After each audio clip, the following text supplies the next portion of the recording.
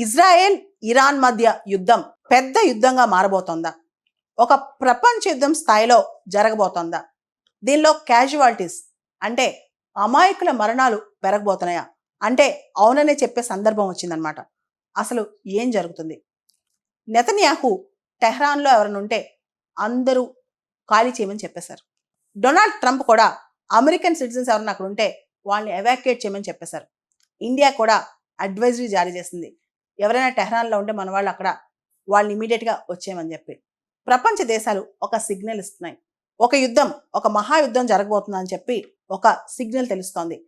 దీనికి మనం ఇంకొక సిమ్టమ్ చూసుకుంటే కనుక G7 సమ్మిట్ చాలా ప్రతిష్టాత్మకమైన సమ్మిట్ అన్నమాట.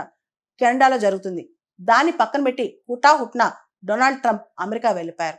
అమెరికాలో సిచ్యువేషన్ రూమ్లోకి ఇంటెలిజెన్స్ వాళ్ళందరినీ రమ్మని చెప్పి కబురు చేశారు.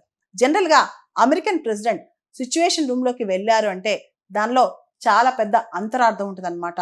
ఇంతకుముందు Barack Hussein Obama bin Laden చంపేటప్పుడు కూడా సిచ్యువేషన్ రూమ్లో కూర్చుని అందరినీ గమనించారు. అంటే ఇరాన్ పైన దాడి జరగబోతోందా?